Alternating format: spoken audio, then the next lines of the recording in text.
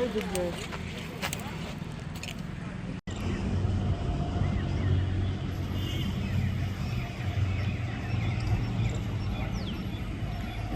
ગુનો ભેદ ઉકેલાયો છે. શું છે સમગ્ર ઘટના, શું હતી સર? કેવી રીતે પછી આ હત્યાના આરોપી સુધી પહોંચ્યો? તારીખ 12 ફેબ્રુઆરી 2026 રોજ CHC સેવાલિયાથી એક વર્દી આવેલી પોલીસ સ્ટેશનમાં કે એક બેન નામે પૂજાબેન યકીનભાઈ પટેલ નાઓને એક્સિડન્ટથી ઈજા થયેલી હાલતમાં લાવવામાં આવેલ છે, જે મરણ ગયેલ છે. એટલે પોલીસે તે અંગેની કાર્યવાહી હાથ ધરેલી. દરમિયાનમાં આ જે મરણ જનાર પૂજાબેન યકીનભાઈના બેન કૃષ્ણાબેન ઉમેશભાઈ પટેલ નાઓએ એક ફરિયાદી આપેલી, અને એ ફરિયાદની હકીકત જોવા જઈએ તો આ મરણ જનાર પૂજાબેન યકીનભાઈ પટેલને એક વ્યક્તિ નિલેશ રણછોડભાઈ પરમાર નાઓની સાથે પ્રેમ સંબંધ હતો, અને એ પ્રેમ સંબંધમાં તેઓએ આ જે પૂજાબેન છે તેઓ આ નિલેશભાઈને તેમની પત્નીને છૂટાછેડા આપીને પોતાની સાથે રાખવા માટે કંઈક દબાણ કરતા હશે.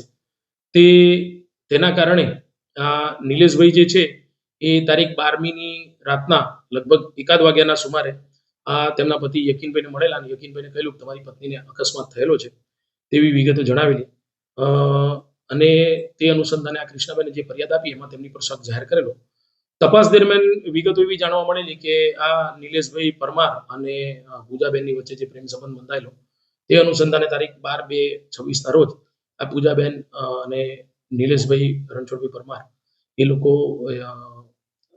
સેવાલિયા સ્વામિનારાયણ મંદિર નજીક આવેલી કવાબુ જગ્યામાં મળેલા, જ્યાં તેમની વચ્ચે ઝઘડો તકરાર થતા આ નિલેશભાઈ પરમારે પૂજાબેનનું ખૂન કરેલું, અને ત્યારબાદ તેમની લાશને તેઓ ગાડીમાં લઈ અને સ્વામિનારાયણ મંદિર નજીક નાખી આવેલા. અને તે પછી તેમણે આ જે લાશ છે એ ત્યાં પડેલી હોય તે બાબતની જાણ તેમના પતિ યકીનભાઈને ઘરે જઈને કરેલી, કે અકસ્માત વાળું આખી જે કહાની છે તેમણે ઊભી કરેલી. તપાસ દરમિયાન પોલીસે CCTVના ફૂટેજ અને નિવેદનો આધારે આ નિલેશભાઈ રણછોડભાઈ પરમારની સંડોવણી જણાતા તેમની ખૂનના ગુનામાં ધરપકડ કરેલ છે, અને કોર્ટમાં રજૂ કરી અને તેઓના તારીખ 18/2/26 સુધીના રિમાન્ડ પર